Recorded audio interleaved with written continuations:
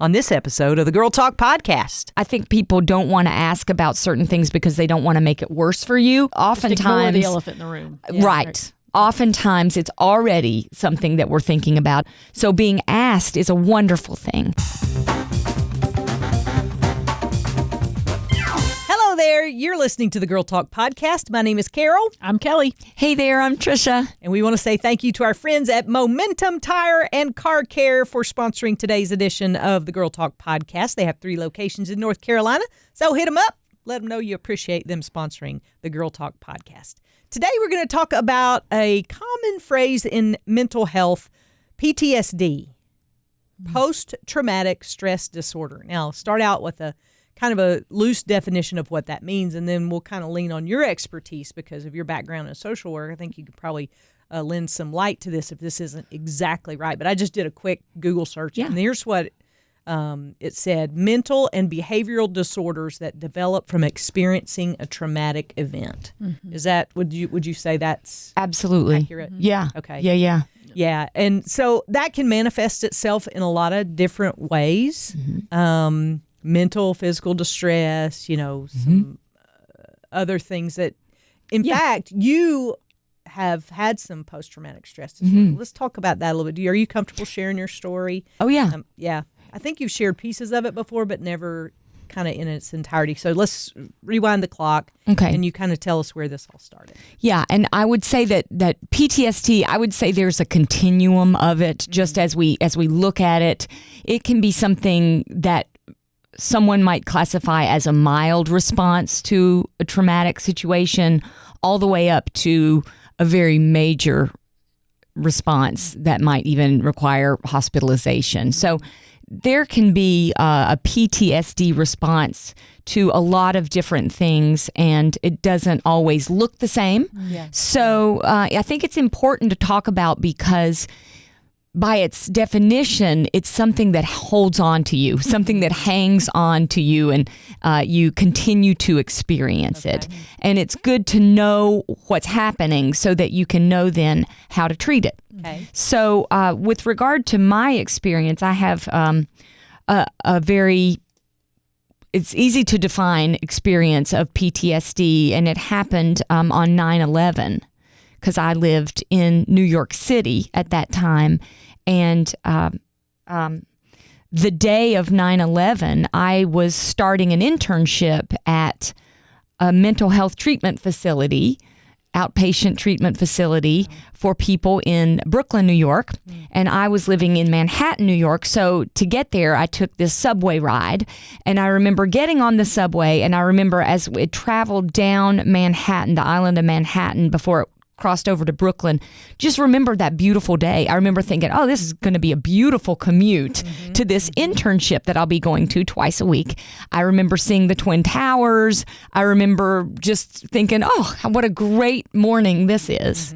And then the subway went underneath the water and docked in Brooklyn, and I got out and walked from the subway stop to this outpatient treatment center, which took about 12 minutes to walk.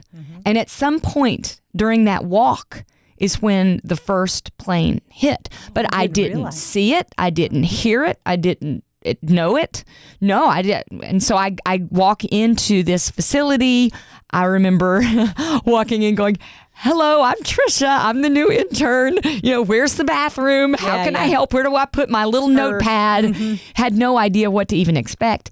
So this particular treatment facility was designed to serve people that had schizophrenia and other very serious issues who'd come out of the hospital. So I didn't know what to expect with this population.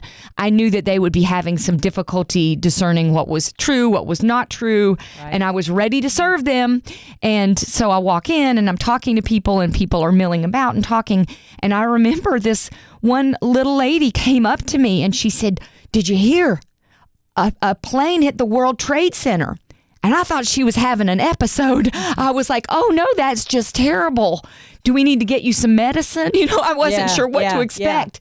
And it took a while before I realized, wait a minute, did something happen? Yeah. I say that because it was the delayed understanding of the magnitude of that experience that contributed to the trauma that I experienced. There are things that happen and we don't really understand them, and this dawning experience just made it worse. Because when we started to understand, something happened. Not only did something happen, something really big happened. And so we wanted to protect this the clientele there, so we didn't show pictures of what was happening, so therefore I didn't see anything. I didn't see the images. We were just getting little bits and pieces. The supervisors brought us into the office and said, planes are hitting the buildings in New York. We don't know what's going on. None of our cell phones worked. And we were trying to still care for these people while trying to understand what was happening ourselves. And it was just this weird experience of fear and trying to focus on someone else. And it was my first day, so I didn't even know the people. It was just such a weird day.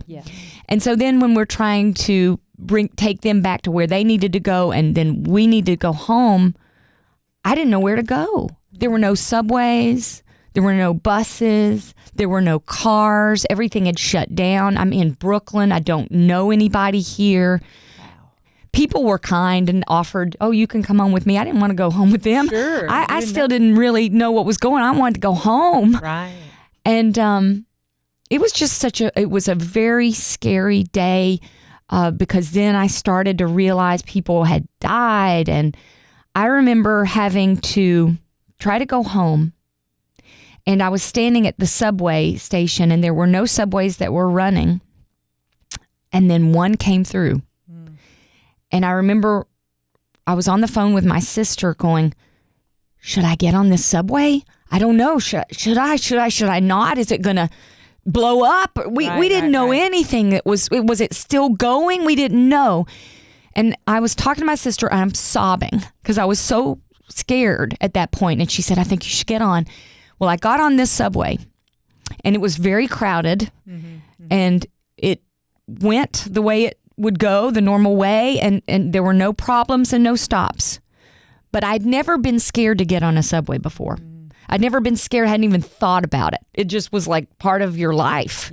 I'd never been scared to get on anything, an elevator, a plane, a door, nothing. I'd never been scared.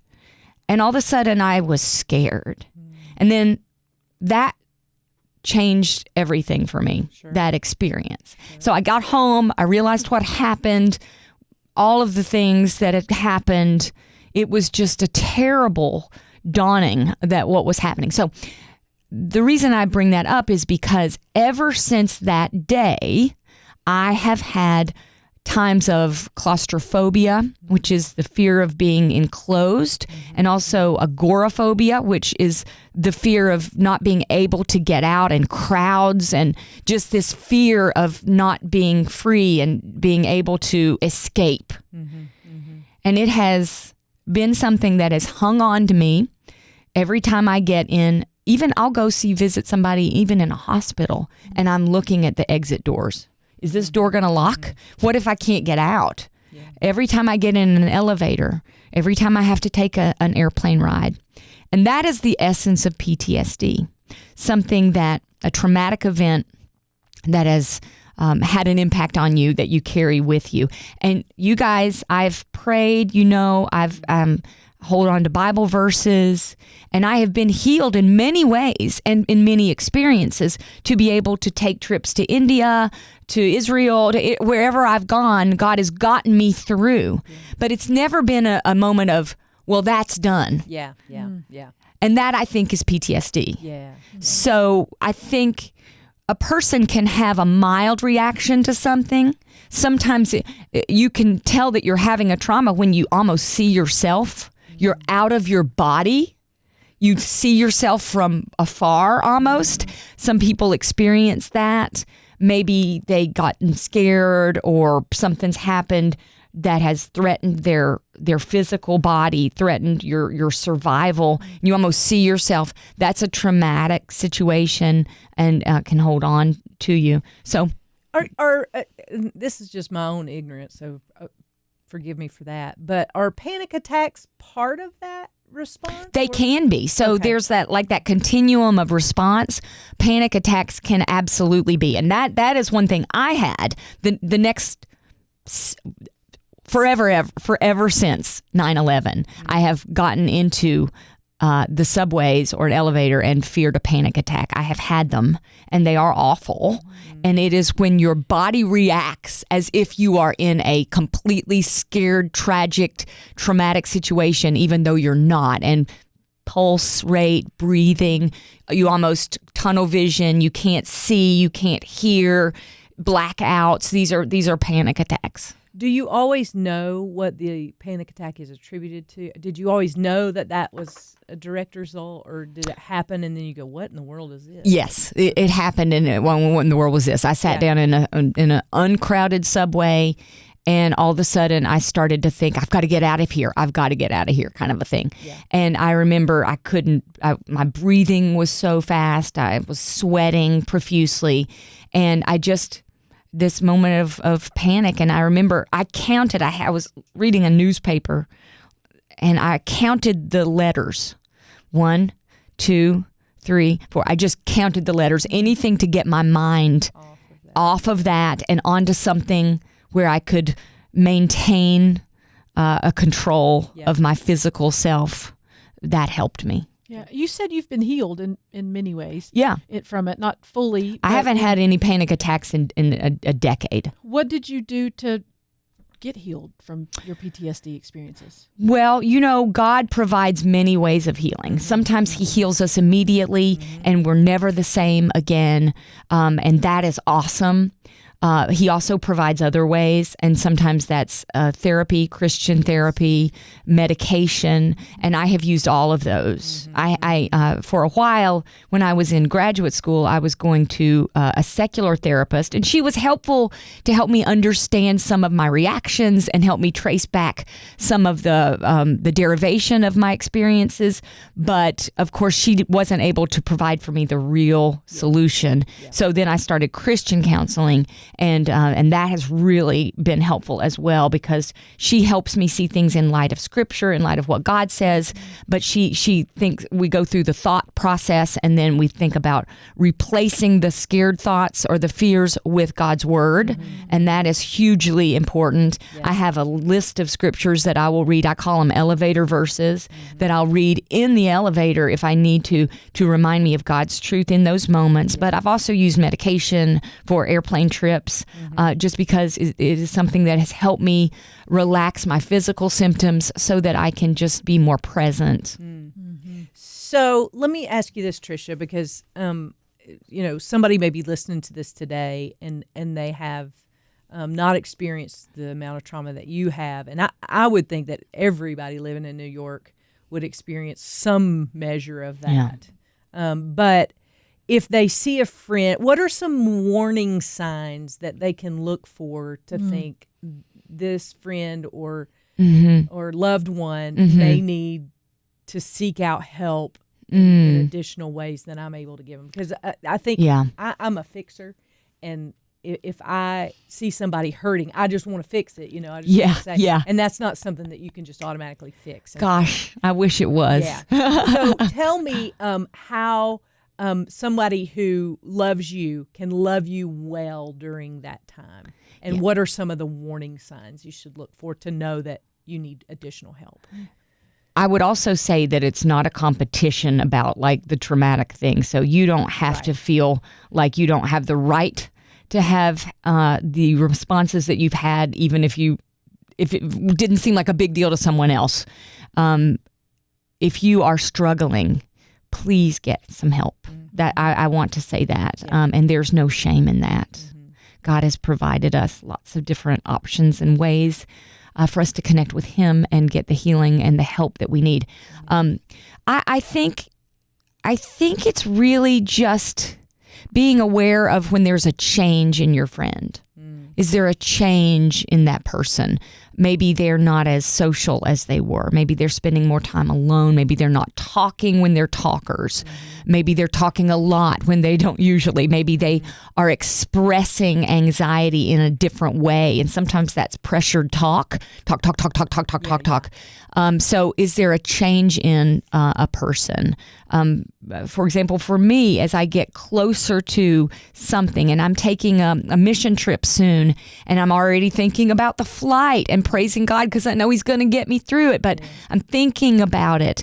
And when I go into that mode, you might see me seeming very anxious or talking a lot about it or saying something that sounds funny that's different than I might ordinarily say. So looking for the change, looking for that pressure that you're seeing that person going under would be a good sign that they might need a little extra support. Also, if you know somebody in a traumatic event happens to them, like the suddenness of 9/11 or there's an accident or something like that, what should we encourage and or love them to do in wake of something like that? Because I know for me, a lot of times when something happens, I'm the first one to say, I'm fine. It's fine. It's fine. And it's like when your kid get hurt or something. You take them to the doctor, they get their arm casted up, and then you fall apart, much later. So I think people's automatic response is, I'm fine. But if they've had some kind of traumatic event happen in their lives, how do we help them navigate that and make sure they really are okay? Mentally. I think the thing that's most helpful is to not feel judged. So encourage them that it's okay to have the feelings that they're having, because if they're shutting off their feelings, if any of us shut off our feelings, there's no help. There's no help there.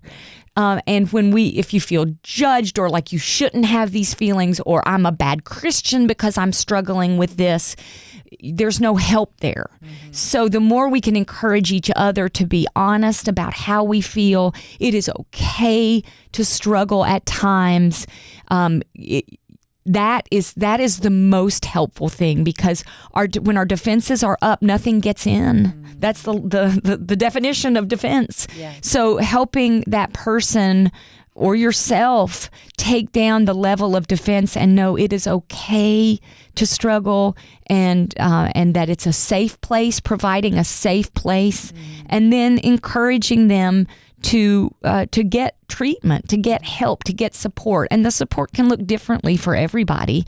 It might be just being able to go walking with a friend, but getting some support and finding a safe place where you feel like you can talk is helpful. And I think a lot of us who've gone through it, we feel, number one, we feel embarrassed. Like I feel embarrassed. And number two, I feel defined by my experience. I don't want to be defined by that. Sometimes we identify as our wounds. We've talked about that before, and we don't want to do that.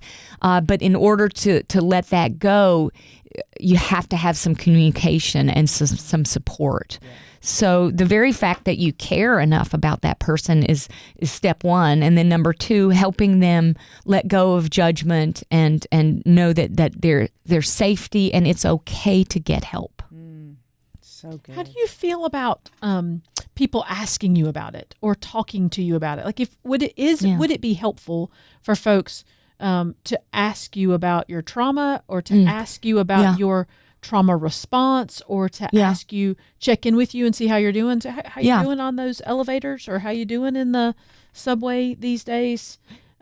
Is that helpful, or does that just make it worse? No, I think it's helpful. It up again. Kelly, I'm glad you asked that. Another trauma that I have had is what happened with my mom. And I think grief can also be a trauma for a lot of us. And so it's wonderful to be asked. It's wonderful to be asked, because I think people don't want to ask about certain things because they don't want to make it worse for you. Kind of right? They don't want to bring it up if you're not thinking about it. Well, it's oftentimes just ignore the elephant in the room. Right. Oftentimes it's already something that we're thinking about. It's already something we're praying about. So being asked is a wonderful thing. It's like grief. Like if you ask me how, how you doing? I know you're probably missing your mom. Yes, I am. Can we talk about that for a second? That helps.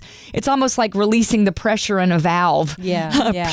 And then it kind of can go out. But being asked is wonderful, and being encouraged. Hey, I saw you get on that elevator. Yeah. Hey, good job. That might not have been hard for that person, but I know that might have been hard for you. Good job. I see you. I see you leaning on God. Thank you.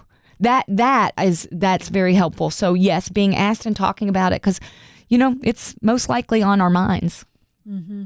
Yeah. And I think, like you said too, there's a lot of folks who have PTSD that might not be near as traumatic as being in New York City on 9/11. Yeah. But might just be smaller things. Yes. And so people do have have some responses that are unique to them. Yeah. And some traumas that are unique to them that might be smaller, on a smaller scale, but still need to be addressed. Yeah. Anytime you replay something in your mind, and that could even be a difficult conversation, an argument with a friend, that can be traumatic. That's a traumatic response. You are replaying it in your mind. So it doesn't, there's no competition. It's not, well, my trauma's worse. No, I mean, anytime you're replaying something, you're struggling with a bit of a traumatic response. Wow. Yeah. I have a little bit of PTSD trauma on a very mild scale from COVID. Yeah. And from my own physical response to getting COVID, but whenever I got it back in 2021, I guess it was, that I had a really hard time breathing, and had that pulse oximeter on my finger kind of all the time. Am I going to breathe enough? Do I have enough oxygen? Am I going to die? Is this going to kill me? Kind of just fear. And so now anytime I get even the slightest bit stuffy, you better believe I am doing everything I possibly can to get it keep it from being stuffy, because all of that anxiety comes back of am I going to have a hard time breathing? What is this going to do to me? And I just, that's it, Kelly. I think about that. It's on a much smaller scale. Don't need counseling or to be hospitalized over that kind of thing.